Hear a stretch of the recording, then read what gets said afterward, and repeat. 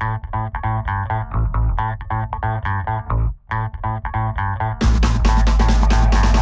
this is John Cola with OKRAW.com. Today we have another exciting episode for you, and I got a special guest for you guys that I may have like on my show maybe once a year. That's when I see him. This guy here, Paul Nison. He's been on our raw diet now for 20 years now, an author of many different raw books. Some of my favorite actually back in the day, The Raw Life, where he interviewed like long-term raw foodists to find out what they do, to give you guys an idea. It's kind of like the modern like what I eat in a day videos that are really popular on YouTube. I mean, this guy did it way back in the day. So what the topic we're going to discuss today that's really important to both of us is simply, are raw food recipes required to live on a raw foods diet? I mean, I think, you know, especially for new people coming into the movement, like, there's too much focus on raw recipes and you need to turn apples into apple pie to eat them. Like, just eat the apples. So, Paul, what are your thoughts on, like, raw food recipes, and how do you eat now after being raw for 20 years? Well, when I first got into eating a raw food diet, I actually was so excited about the recipes that I ended up working in a raw food restaurant as a chef in New York City. And it was a vegetarian restaurant, actually, and I wanted to have a raw food restaurant, and I had the world's biggest raw food restaurant in New York City, and it was all about the recipes. I mean, I make raw food pizza and pies and all these, and back then it was okay because I'm coming from eating standard American hamburgers and pizzas. Now I'm eating raw food hamburgers and pizzas. So it was alright, but the healthier you get and the cleaner your body becomes, your body doesn't handle that as well anymore. And then all of a sudden now it's like your body wants simple foods. It's almost like garlic is a great example. Garlic's a wonderful medicinal herb that can help people that are pretty toxic. But once you're clean, if you eat too much of that, it can actually irritate your stomach. So raw food recipes have their place, but once you become clean or hit a certain level, it can be actually more harm than good, I think. I mean, if I eat raw food recipes now, I always feel better eating a mono meal or eating something more simple. The more complicated it gets, I mean, it's a great sign of health is gas, or a great sign of disease. And if you have a sickness, if you have gas and you're bloated, it's a good sign that something you ate wasn't agreeing with your body. And to be honest, every time after I eat raw food recipes, that's what often happens. But when I eat the food by itself, that doesn't happen. So we can listen to our bodies now because we've gotten to a place where our body's giving us a true response. And I can't necessarily say that when you first begin because your body will adapt to something that's unhealthy, so it gives you a false response. So once you get a true response, you can't stop listening to it. You got to start listening to it. And that's been my experience. So I rather not do the recipes now, and I hardly ever do dehydrated anymore. Oh, yeah. And I used to do that a lot when I first started, and yeah, I'm not into the recipes anymore. But I'll make them for people, and it's great for people that are new to this to try them. And some recipes are more complicated than others, but the more complicated it is to make, the more complicated it is for your body to digest. Yep. So the less ingredients, the better. So that's, I think people need to realize that, especially when they're getting into this diet.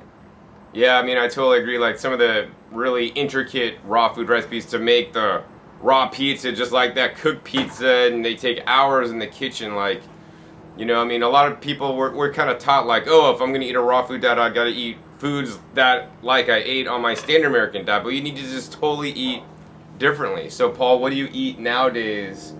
You know, because you don't eat raw food recipes. Well, one of the things I desire to do is to create an environment where I could get the food off the trees or out of the ground. So if I have a garden or fruit trees, that's where I desire to eat most from. Even if I go to farmers markets, and in the old days I would grab tomatoes and salad greens and try to make a big salad with avocados and everything. Now I'll just eat the tomatoes and then maybe I'll eat some greens. I won't mix it all together as much, so I don't mix it together as much as I used to. So you're just eating plain, like, fruits and vegetables, like, pretty plain. Mono meal, I would say. I'm eating in a mono style, and it's easier. It's easier all around. Like, even greens, even if I don't have it from my garden and I buy it from the store, I buy one of those pre-packed spinach, they're pre-washed, and I just eat that. And maybe I'll have an avocado after that, but I'm not like making a guacamole and making a dressing and put it on top of there as much. Every seldom I might make a dressing or something, but not doing that as much. Right. Yeah, so I mean, I don't make really complex recipes, but I like to make nice, simple recipes, you know, with maybe less than a handful of ingredients, maybe like 6 ingredients or less, that tend to digest very well for me. but we don't really need these complicated recipes that like are in most raw food recipe books and restaurants. So Paul, I see you got a fruit there. Yeah, this is a great example. I mean, there's so many different types of fruits in the world and many different varieties, and you could eat a different variety every day for the rest of your life and not come close to tasting all of them. But it's not really accessible to us to get all of those, but we can still get a great amount. And this is a soursop, also known as guanabana. And this is a great example because this is excellent for cancer. When it's like this on the tree and you take it off and you eat it, it's wonderful. And even the leaves are great in the tea for cancer. But what happens is people take this off the store, and if you go to Spanish markets all over the country, they have guanabana juice in a can or soursop juice, and they add sugar to it, which is actually bad for people with cancer. So they're taking something that's good and making it bad. So this is a great example of what we do with recipes. We have amazing organic raw fruits and vegetables, and then we put it all together, and it's like a pinball machine in our stomach. And it's no longer as good as it was, and now we're even adding things to it like agave nectar and even cacao powder and all these other things that just are really making taking something good and making it bad. So I just like to stick to the fruits the way they were found in nature as much as possible. And I would say I gravitated more now than ever before towards a natural hygiene type style diet and lifestyle. And I feel it's working best, and that's how I started. And I went through it, and I tried many different things, and I came back to it. And I think it's the way to go. It's simple rules. Yeah, I mean, one of the things I think often about recipes is that you're not really focusing on, say you make a recipe with a soursop or something, you're focusing on a different ingredient, like, the sugar. So like a lot of different recipes out there that I was like, oh, the standard American like jam or jelly recipe. Say it's like orange marmalade. It's like mostly sugar with some orange. Like, I want you guys to focus on fruits and vegetables.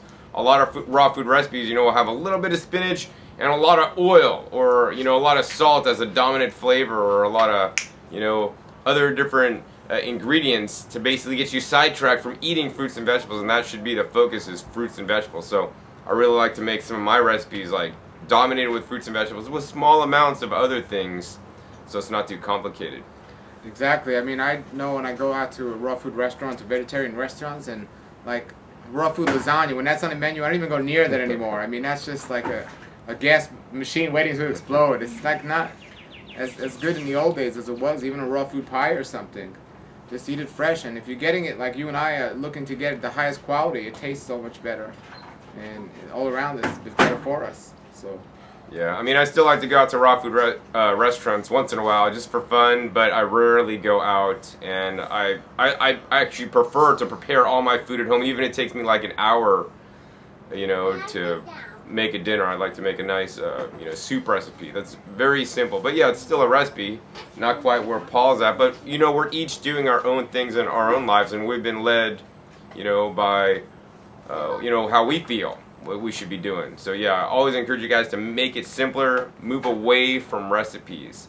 Now, Paul, another thing that's really important to me are the greens. Why don't you talk about today how important greens are, because as much as good as fruits are, greens are also very important, and they seem to be neglected in many raw food diets. Absolutely, because people just don't like the way greens taste. And it's when you're introducing somebody to this, either it's children or adults, you want them to taste it and like it, and fruit tastes much better than greens.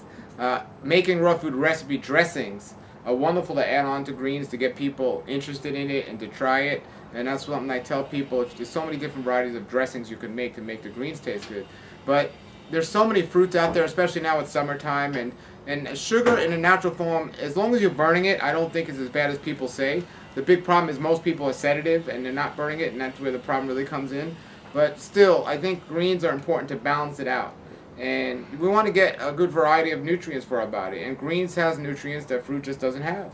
And fruits do things that greens don't do. So doing them in a combination, in a good food combining way, is the ideal. For me, I'm making sure, I get my greens first, because that's the challenge to do. As long as I get my greens first, I can feel good eating fruit. But if I eat a lot of fruit and I don't get my greens, I physically feel okay, but I know I'm going to be missing something. So I'd rather focus on the things that are not as more exciting to get. And I love the greens, the kale and the spinach. I love doing that. And then when I had all the greens growing in my yard here, I would just get so many different greens I didn't even know what kind they were. So Paul, what's the quantity of greens that you like to eat a day? Well, it's still my ideal for diet is still to eat as little as possible. And so I'm not looking to count calories or count how much I'm eating, but I still try to do it 50-50.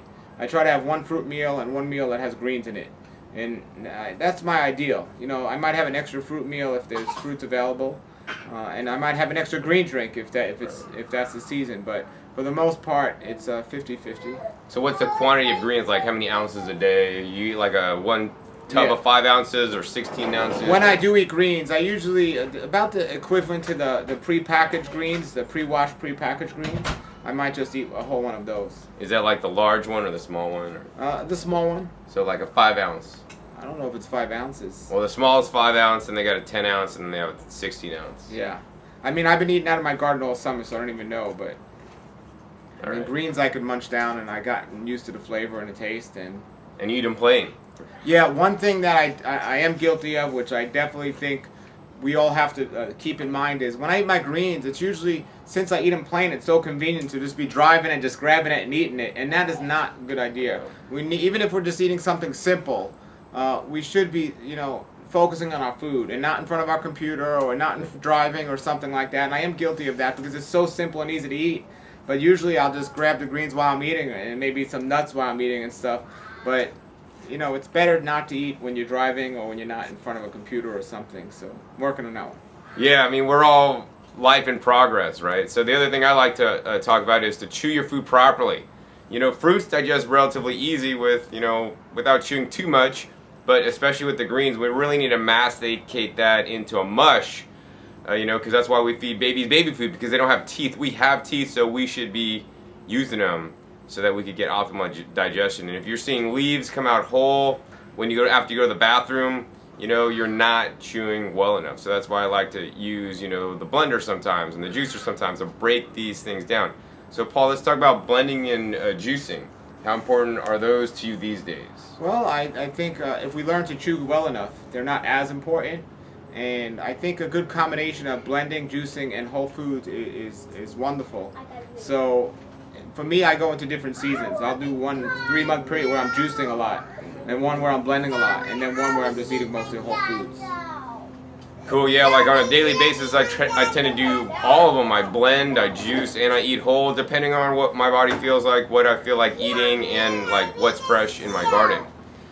Oh, and the other thing I wanted to say is that, so my goal every day is to eat 2 pounds of leafy greens. Now that may seem like a lot for a lot of you guys, like one big tub is like 1 pound, but if you juice 1 pound of greens, it makes 1 cup of juice, which is not a lot. So I might juice like 1 pound, and then I'll eat 1 pound whole, maybe put it into the Vitamix. And some days I don't even get to 2 pounds, and that's all right. But my goal every day is 2 pounds. And you know, based on current latest research, actually that wasn't even around when we got into raw foods, is you know, greens are super important. So Paul, do you have any? Also, I like the green powders. They're excellent for people that can't do it on a regular basis. Barley Max and Moringa powder, those are wonderful. They're great additions to the diet, to add them to a juice in general, and just to have them every now and then. It just gets more greens in the body. It's very accessible and very simple to do. Some of the new raw food green powders are a little too fancy for me. Almost like the recipes. A lot of extra stuff. Yeah, almost like the recipes, that it's too much. Just like a wheatgrass powder or barley powder, just keep it simple. Moringa's wonderful. And if we could add a moringa powder, that's just wonderful. So I used to do that more often. I haven't done that as much, but I like that, and I think it's a good idea. So, yeah, I mean, we also got to think, you know, we've discussed it on different videos about our blood work and monitoring that, to make sure no matter what we decide to do, no matter how different or alike we are, is what we're doing working for us. And that's a great way to confirm it. Because it might not just about getting the nutrients from the food, it's like, are we absorbing it? If we're eating when it's stressful outside, we might not be absorbing it as much. If we're driving and eating, it's not the same. If we're eating at night, it's not the same as the daytime. So whatever we're doing, is it working for us? And blood work is a great way to confirm it. Yeah, and if it's not working or it's not perfect, you know, change it up so that you can be successful as a raw foodist instead of failing and say, oh, raw foods didn't work, my blood work's terrible. Well, we're always life in process, and we're on a journey, and you need to change and adjust course as you go, just like the airplane that takes off from San Francisco on its way to Hawaii. And may get off course with the winds and stuff, but it always seems to end up in Hawaii. Yeah, I don't believe the way we are today with GMOs and just food in general, food is anywhere close to the way it should be for our bodies. So I have become a big advocate of supplements, which I wasn't before. And it's not a standard supplement. It's basically based on our blood work, just to reassure we're getting what we need. And the better you eat, the less you'll need to take. Right. But I think somebody's naive if they think they can get everything they need from food and get everything they need. Now, if you're getting your blood work checked and you are, wonderful. But it's far and few between. Yeah, I mean, I would agree with Paul. We've really devastated how food is being grown, what's being sprayed on food, the kinds of food we're eating, the quality of food. And that's why it's really important to me to, teach people how to grow high quality food on my other YouTube channel, Growing Your Greens.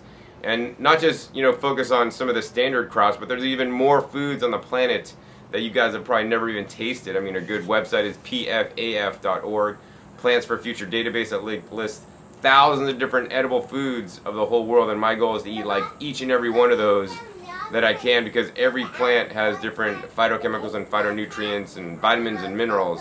And I don't know what I need. I just try to just eat a variety of all different kinds. Oh, and then lately, actually, I've been really getting into really cool green powder. It's actually matcha tea powder. Yes. So matcha tea powder, it's just a single ingredient. It's not like mixed a bunch of stuff. Very high in antioxidants, and actually has a nice flavor to my green smoothie that I make. What I find interesting, though, is people are always looking, oh, how does that person look, and how does that person look? And I look at some of the comments on previous videos I do with you, and we've become free in our lifestyle. I got a beard, and just that's it. If the person's hair isn't combed perfectly, or he's not a politician, everyone has something negative to say. And I could say is, you can go to just about any fitness club in the United States, and you will see perfectly looking, healthy people that are probably some of the sickest people in the world, because of that's their goal, is how they look more than important than how they feel. And I can tell you, from eating a raw vegan diet, there's no better way to go, and you're going to be the healthiest you could possibly be for all the reasons that we talk about in all our other videos. And even in the way we look, I mean, you take one of those fake people and you put him, in the world. I mean, it's just a show. It's just really a show. And I can be clean shaven. He could have a nice suit on, and we could give a different appearance.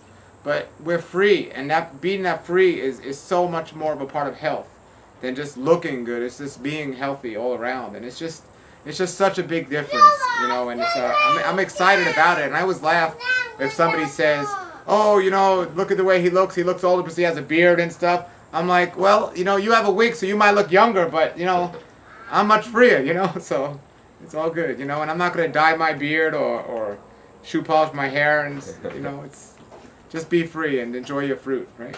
Yeah, no, I mean, I totally agree. I mean, I was just at my friend's house, and he was talking about, like, he went on a 3-day camping trip with some ER doctor, nurse person, and that guy, like, works out, he has, like, really nice physique and stuff, but he went on this 3-day camping trip and almost lost his life of dehydration. He had to get airlifted out, even though he looked all big and buffed and healthy, because, that, like, visual health, it's a facade. Like, you could look healthy. I mean, they have all these plastic surgeries and all these things. People look all a certain way, but it doesn't mean you're healthy on the inside. And I want every cell in my body to be healthy. And yet, regardless of what I look on the inside, like, I think that if you're healthy on the inside, you'll look healthy on the outside. But of course, you could look healthy on the outside and not be healthy on the inside. And that's a huge problem. I mean, we see this with major sports athletes all the time. Well, it's all relative too, about how somebody looks. I have exactly. 10 people that say I look healthy, and then 10 people say I don't. Yeah, right. It's all relative, but what person? It's what your definition in your head is. Yeah, and I can tell you, I can do just as much now as I did 20 years ago, and I feel better than I did 30 years ago, and I have more energy, I get better sleep, and I'm eating better, and I'm definitely freer too, and I'm into the Bible a lot, and I read that all the time, and it says we need to have a childlike faith. And I love that, and we got to think about that. I have children, and they're not caring what the world thinks about them. They're just looking for joy. And when I'm climbing trees to grab fruit off the trees, I might rip my clothes, but I got the fruit. So it's yeah. Yeah, I definitely like that saying myself. I always try to like have a kid's eye for many things in life. Otherwise, you get too held back. So, Paul, do you have any last words of wisdom for all my viewers watching this video today? No, you got the right idea. Grow. It also says in the Bible, Book of Jeremiah, grow your foods and grow gardens and eat the foods that it produces. And it's such great advice, you know. We need to let as much food grow as possible and learn about wild edible foods. And, you know, people get lazy. We get lazy. I grew up in New York City. I mean, I could walk down to any local store and get what I want. And now I have to drive 15 minutes. I'm like, I got to drive? So it's just, we live in a lazy society. That's why I think exercise is so important, is because we're not moving enough. And to eat, you know, like an animal, but not move like an animal, we're not going to get the same health as the animal. So we need to make sure we're active, you know. And some people call that exercise. I'll call that being active. And it's so important to me to be active and get, you know, blood flowing. Whether it's trampoline in the morning, or jumping rope, or just running, or just exercising and swimming. It's so important to be as active as possible. And the food helps you be active. Yep. And I do a lot of things I have a passion about. If I didn't eat the way I eat, I'd be at home like I can't go out. I don't feel well. And I go and I'm just loving it and having the best time. Awesome. So be active, everybody. Yeah. Go climb some fruit trees. I totally agree. Being active is super important, and get enough exercise. I mean, some of these things, food, exercise, sleep, these are just a few of the many components of health. Hopefully you guys' lives has been enriched watching this episode today. Paul, if somebody wants to learn more about you, your work, and learn about what you're up to these days, how can somebody learn about you? I have many websites on the internet. My main website is healthwatchman.com. So my main website is www.healthwatchman.com, and that'll link you to all my other websites. And you can check me out. I'm on Periscope, I'm on Instagram, and I'm on all those other places. So. All right. So if you guys enjoyed this episode, hey, please give me a thumbs up. Let me know. I'll be sure to stop back and interview Paul next time I'm in town and we get to hook up. It's always fun reconnecting with an old friend and seeing what's new in their Who lives. Who you calling old? Yeah. Young guys. I'm not saying you're old. You're an old friend. Like, Yeah, I've known you like forever. That's all. Yes. And We're still young. You know, we both had been diagnosed with illnesses that doctors probably thought we wouldn't have lasted this long. Exactly. And definitely we wouldn't be thriving the way we are. So we made them eat their words. They're probably not even alive right now. It's highly likely. Yeah. Yeah. So, you know, nature speaks, right? Yeah, that's it. So yeah. Anyways, be sure to click that subscribe button right down below to be notified of my new and upcoming episodes coming out about every 5 to 7 days. And also be sure to check my past episodes. I have over 450 episodes now, and I'll put a few links with videos I've done with Paul in the past. He has a wealth of knowledge. I look up to this man a lot. I've learned a lot from him myself, and I'm sure you guys can too. So once again, my name is John Kohler with OKRAW.com. We'll see you next time, and until then, remember, keep eating your fresh fruits and vegetables.